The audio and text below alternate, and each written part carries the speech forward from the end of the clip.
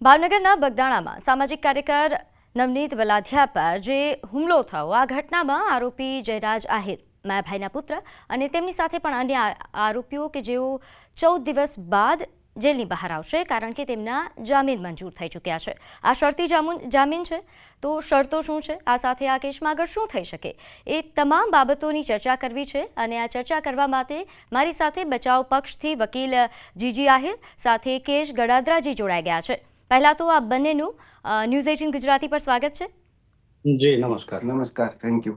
પહેલો સવાલ તો મારે એ જ કરવો છે ડાયરેક્ટ કે જયરાજ આહિરને જામીન તો મળી ગયા છે, પરંતુ શરતો શું છે? ઓર્ડરમાં નામદાર કોર્ટે શું કહ્યું છે? જો એમાં શરતોમાં જોવા જઈએ તો ખાસ કરીને દરેક આરોપીને જ્યારે નામદાર કોર્ટ જામીન મુક્ત કરતી હોય છે ત્યારે મોટા ભાગે શરતો હોય જ છે। અને શરતો એ એટલા માટે હોય છે કે જામીન એ વચગાળાની રાહત હોય છે અને એનાથી કોઈ કેસ પૂરો થઈ જાય છે એવું નથી હોતું। એટલે જામીન અરજીમાં જે મહત્વની શરતો જે નામદાર કોર્ટે નાખી હોય તો એ એમને સ્વતંત્ર કર્યા પછી આમ જોવા જઈએ તો દરેક માણસનો પોતાનો રાઇટ ઓફ લિબર્ટી જે છે, સ્વતંત્રતાનો અધિકાર છે, એને ધ્યાને લઈને નામદાર કોર્ટ એવું ચોક્કસ સૂચન કરે અને કર્યું છે, બધા જ કેસમાં કરતા હોય છે કે આરોપીએ પોતાની સ્વતંત્રતાનો કોઈ દુરુપયોગ કરવાનો રહેશે નહીં, સોશિયલ મીડિયાથી દૂર રહેવું જોઈએ। જોકે સોશિયલ મીડિયા અન્ય કોઈ માધ્યમોમાં એ પોતે ક્યાંય પ્રત્યક્ષ કે પરોક્ષ રીતે પાર્ટિસિપેટ ન થાય એની તકેદારી અને એ તો રાખવી જ પડતી હોય છે અને અમારા કેસમાં પણ રાખતા જ હોઈએ છે, હોય જ। અચ્છા, જ્યારે દલીલો થઈ હતી કોર્ટમાં, જ્યારે સુનાવણી ચાલી રહી હતી તે દરમિયાન ઘણી દલીલો થઈ હશે, તમારા તરફથી જે દલીલ કરવામાં આવી જામીન મળે તે માટે એ કઈ કઈ દલીલો હતી, કયા કયા મુદ્દાઓ હતા? જો મુખ્યત્વે જ્યારે કોઈ પણ આરોપી જેલમાં જાય એમાં એમની જ્યારે જામીન અરજી હોય ત્યારે કેસના કોઈ ગુણદોષને ધ્યાને લેવામાં આવતા ન હોય, માત્ર ને માત્ર પ્રાથમિક દ્રષ્ટિએ પ્રાઇમા ફેસી જે વાત છે એટલા પૂરતી જ દલીલો હોય છે। અને એમાં પણ નામદાર સુપ્રીમ કોર્ટ, નામદાર ગુજરાત હાઈકોર્ટ અને આપણું જે ભારતનું બંધારણ છે કે જે બંધારણીય હક અધિકારો દરેક માણસનો અધિકાર છે અને એમાંનો એક સ્વતંત્રતાનો અધિકાર છે કે ભાઈ પ્રી ટ્રાયલ કન્વિક્શન ના થાય, કે ભાઈ કોઈ માણસ કાચા કામના કેદી તરીકે સમગ્ર ટ્રાયલ ચાલે એ ન્યાયોચિત નથી, એ એની લિબર્ટીનો સવાલ। જે મારો અવાજ આવી રહ્યો છે આપને? હેલો, જી હવે આપની દલીલ વિશે જણાવશો અને સાથે કારણ કે સામે પક્ષેથી પણ ઘણી દલીલો થઈ હશે, તીખી દલીલો થઈ હશે, તો એના વિશે પણ જણાવો।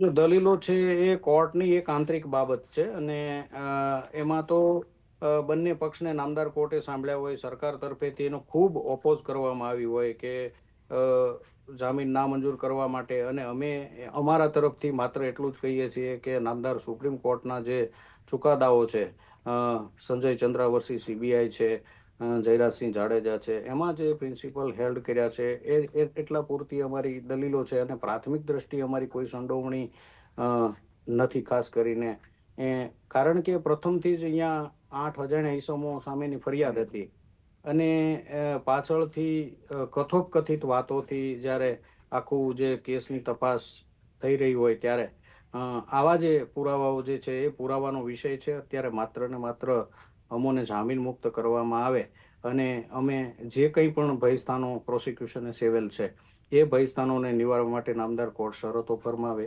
અને એ રીતેનો ચુકાદો જ્યારે થઈને આવ્યો છે ત્યારે એ ચુકાદો જે છે એના વિશે કોઈ ટીકા ટિપ્પણી કરવાનો કોઈને અધિકાર નથી। જો ન્યાયતંત્ર છે એ સર્વોપરી છે, આપણા દેશમાં કાયદો અને વ્યવસ્થા છે એની ઉપર ન્યાયતંત્ર છે ને ન્યાયતંત્ર સંપૂર્ણપણે સર્વોપરી છે। બિલકુલ, ત્યારે અને એના નામદાર કોર્ટનો નિર્ણય સર્વમાન્ય જ હોય, પરંતુ કાયદામાં ન્યાય માટે ઉપલી કોર્ટમાં જવાની પણ આપણે જોગવાઈઓ છે, તો ફરિયાદી પક્ષ તરફથી કહેવાઈ રહ્યું છે કે તેઓ આગળની કોર્ટમાં પણ અપીલ કરશે, એના વિશે શું કહેશો?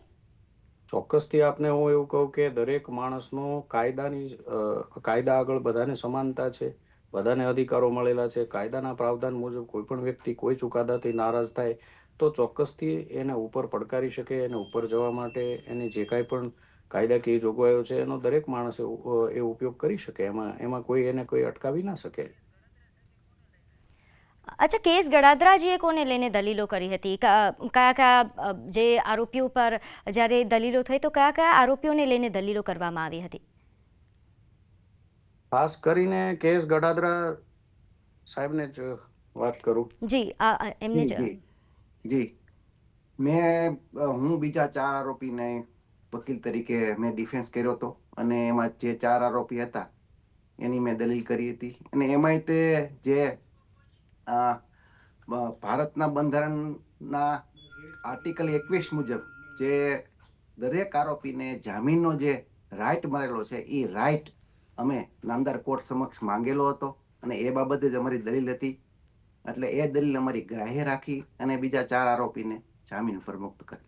જી, કેશ ગડાદરાજી, આપે જેમના માટે દલીલ કરી અને જયરાજ આહિર માટે જે દલીલો થઈ, તમામના જામીન મંજૂર થયા છે, પરંતુ શું શરતોમાં કોઈ વિસંગતતા કે તમામ માટે સરખી જ શરતો છે? તમામ માટે નામદાર કોર્ટની શરતો એક જ સરખી છે.